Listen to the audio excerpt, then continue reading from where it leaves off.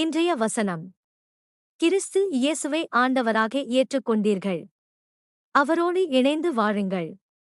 அவரில் வேரூன்றியவர்களாகவும் அவர் மீது கட்டியெழுப்பப்பட்டவர்களாகவும் இருங்கள். நீங்கள் கற்றுக்கொண்ட விசுவாசத்தில் உறுதியாக நில்லுங்கள். நன்றி மிக்கவர்களாய் திகழுங்கள். கொலோசையர் அதிகாரம் 2 வசனம் 6, 7.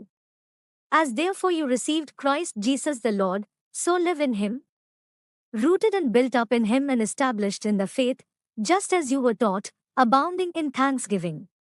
Colossians chapter 2 verse 6, 7.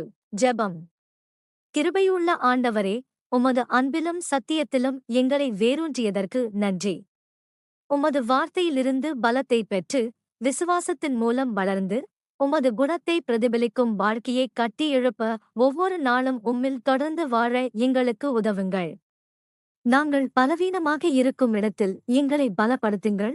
நாங்கள் தேங்கி நிற்கும் இடத்தில் எங்களை வளர்க்கவும், நன்றியுணர்வால் நிரம்பி வழியும் இதயத்தை எங்களில் எழுப்பவும். எங்கள் வாழ்க்கை கிறிஸ்துவில் ஆழமாக விதைக்கப்பட்டும், மேலும் ஒவ்வொரு பருவத்திலும் நன்றியுணர்வு தொடர்கட்டும். இயேசுவின் பலமான மற்றும் உண்மையுள்ள பெயரில் நாங்கள் ஜெபிக்கிறோம். ஆமென்.